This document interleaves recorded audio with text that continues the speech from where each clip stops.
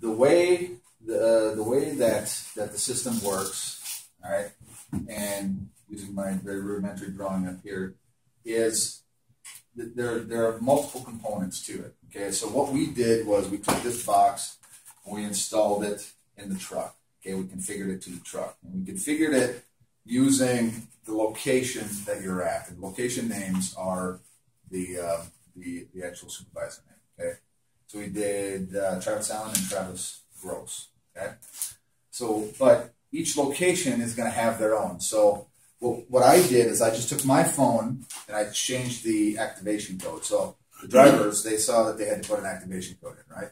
Okay, and it's just basically Alt-Tech and then the last name of your supervisor. Okay, what that does is that marries that phone to that location. Okay, so that when Travis Gross goes in with his login, he can see logs for just the drivers that are in his location. Okay, that's what that does. If a Travis Allen location would have accidentally put in Travis Gross as their activation code, then all those logs would be going to Travis Gross, and Travis Allen wouldn't see them. So that activation code that you first put in on your phone is key. And I've got a list of activation codes here for the different locations. I mean, it's pretty straightforward. Mike Lee, it's Alt-Tech Lee. Tim Moore, it's Alt-Tech Moore. And I got that to Josh, so he's got that. So each location, as this rolls out, we have to make sure that they have the proper activation code. Now, what I did with my phone, the reason I could configure the 3 different trucks with my phone at the 2 different locations, all I did simply was I cleared out the activation code, re-put in the new activation code, so that when I configured it, it was at the proper location. That's really all I did, and that's why I was able to do it with my phone. As far as the individual supervisors, you will have to do that. You'll have your activation code, Alt-Tech White, Alt-Tech Turner for Eric, and that's all your drivers will need to know up front.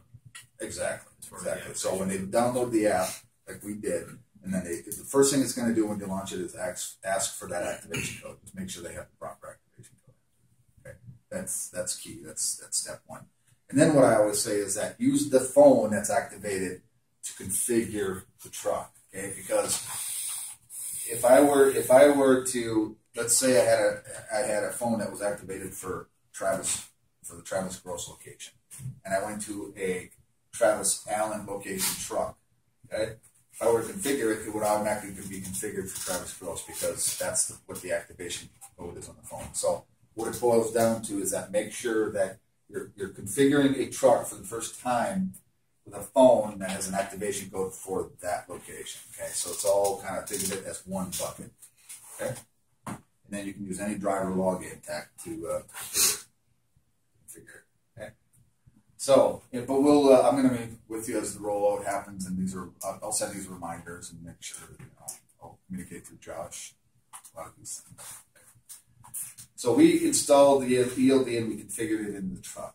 Okay, by connecting it to that data port, it is hardwired to the engine. Okay, this box gets a lot of information from the engine, and by federal rule, for the electronic logging, we have to comply with exactly what they say. Meaning, we have to whether or not. How do we know if the truck is moving? Well, and we'll get into thresholds here in a little bit. But we know by the speed and odometer coming in. We don't know by GPS coming down. We know by the speed and odometer because that's what the rule says we have to do. Okay? So we have to tether it to the engine. Okay? Also, this box has a GPS unit installed built into it. So when we talk about GPS, we're talking about the GPS in this box, not on the phone. Okay? So the system doesn't know where you're at by the phone, it knows by this ELD, which is why it's critical that when drivers are driving, they're connected via Bluetooth from here to here. And we'll talk about how that happens and why that happens in a little bit. Okay? So it's also getting that GPS data down from the satellite. Okay? So engine data, GPS data, it's all coming in. This box is all it's doing is recording. You need GPS data because it needs to know where you're at for your duty status change. Okay, so it needs to know your location. So if you're driving from here and you go down to Kansas City, as soon as your duty status changes to on duty or driving or whatever it might be, it knows where you're at, and satellite pulls it down and it puts it on your log for you. Okay? So that's why you need that GPS data in the box. All right. So the other piece of this is that we have a phone that you're going to be connecting via Bluetooth. Okay. When I say that, you're going to be connecting to it to grab your driving time. Right. So think of it this way: the app that's on the phone is your on-duty log. Okay. So you don't have to connect to a truck. You can log into the app on your phone, and you can be on duty all day. Submit your logs at the end of the night, and it'll be one on-duty log all day. Okay? So that's what the app on the phone does. You connect to the ELD in the truck via Bluetooth, and again, we'll show you how to do that, to connect to grab your driving data. So that gets put on the log as well. So you get that nice grid log. Okay? Now, if you don't connect to that ELD, the system is going to keep that driving time anyway. So this will keep up to 30 days worth of information. So if you're not grabbing that driving time, if you're not connecting to this ELD, what will happen is that at some point when you do connect to it, it'll pull all that unassigned driving time in the back office, and then somebody in the back office is going to have to apply it to your log. Okay, so again, the driving time, if you're not connected, the driving time doesn't disappear. It's always here. The truck knows when it's moving all the time, and it's always being recorded in here. Okay, so what we want you to do as part of the training today is we want you to, anytime that you're in the truck, you connect to that Bluetooth via Bluetooth to that ELD. Okay, and we'll do some things that, we're actually going to go out, we're going to connect to your trucks and make sure that everything's working properly for you and maybe see how to do it. But what we'll do is we'll set it up so that it automatically connects. But then I'm going to want you to look at some things and make sure you are connected. So really your job, and we'll see here in a little bit, that your job is going to be basically log in, make sure you're connected to Bluetooth, and then you submit your log at the end of the night. Okay? Everything else happens within the system. Okay? So before I get to that, so basically that the phone is kind of the third piece in the truck, right? So we're connected via Bluetooth using that phone.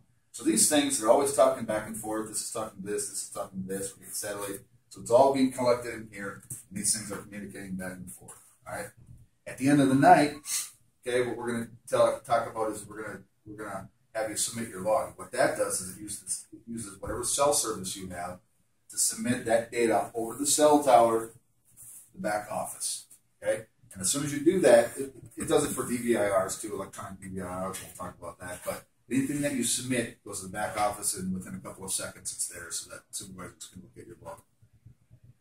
So that'll pull the information, like if they're in their hotel or at their house, the truck's sitting out there, it'll still be able just to connect to the box to get that information. You don't connect to the box. The information comes from the phone to the cell tower. Okay. Okay. So these two are talking together. They're talking already. Okay. But there's no connection here. This is only connected to this. This is what sends it via the cell tower. Okay. So basically, all that driving time that you're connected throughout the day, they're talking back and forth. So I go into the hotel, I'm no longer connected to the truck. So it's collected. It doesn't matter. Okay. Exactly. I could be 5 miles away. Oh, I need to submit my log. I need to log out. It's all here. As long as you've been connected throughout the day. If you haven't, it's still in here. The next time you do connect and you submit a log, it's going to submit that log, and it's going to pull all of that unassigned driving time. And somebody at the back office is going to say, I got to apply that to who it is. So, really, in a nutshell, I mean, it's right. It's a process change, definitely a process change. There are things that you're going to have, supervisors are going to have to manage this, and you're going to have to stay on top of it for the first couple of weeks as drivers start creating the habit. You're going to have drivers that are forgetting to log in. You're going to have drivers that are going to forget to submit their data at the end of the night. But stay on it, and at some point, that habit will be created, and you'll be everything will be moving and flowing just fine. Okay, we've seen it over and over again. We see it fail when you're not on top of the driver to make sure that the habit's being created. Okay.